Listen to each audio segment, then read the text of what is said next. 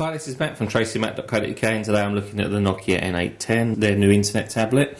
Well, we've previously looked at the N770 and the N800 and reviewed that on the site, but we thought we'd have a look at the N810, which is the latest in the line of internet tablets from Nokia. So looking inside, I have the device itself right on top.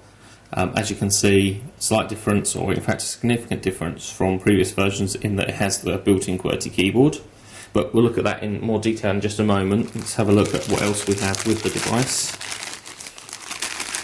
There is a headset, which is a 3.5mm jack, 4-pole, has an inline microphone with push button, and headphones on the other end. It looks of a reasonable quality, very lightweight and plasticky, but looks quite decent. But I'll comment on the actual sound quality later.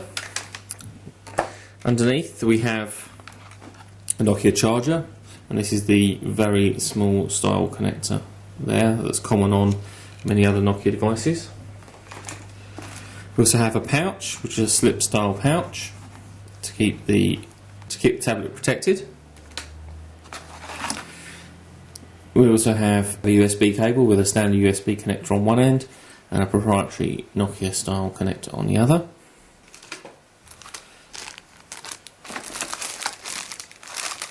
And also included is a mounting kit, so you can actually mount the tablet in a car.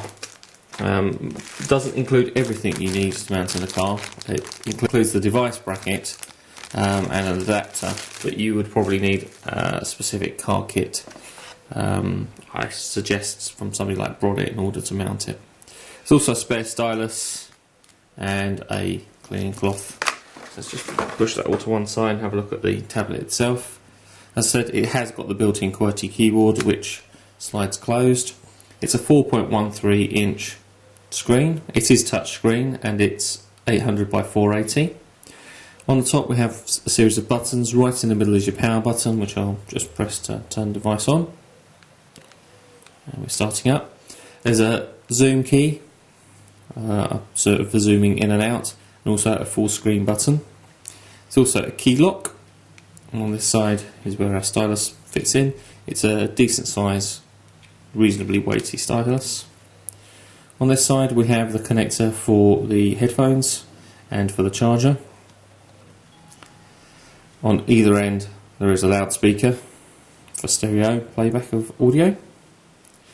On the bottom we have a stand which has a couple of position settings, which allows us to stand the device on a table. And once we open the stand we can see the USB connector and also release for the battery. And there is a fairly large battery. It's a 3.7 volt PP4L there, standard Nokia style battery. Put cover back on. Also on the bottom we have a cover over slot for additional memory, and that's a mini SD card slot which will take up to 8 gig memory cards. The actual built-in memory is 2 gig. There is 128 meg of RAM and 256 meg of ROM, and there is a 400 MHz processor. We have built-in Wi-Fi, AA211B&G, and also Bluetooth. So in order to connect to the internet with this device you can use the Wi-Fi or Bluetooth and a compatible mobile phone, so you can use the device when you're out and about. As I say, it is fully touchscreen. There's also a built-in front-facing camera, so that you can use that for your video conferencing, and it does work with Skype.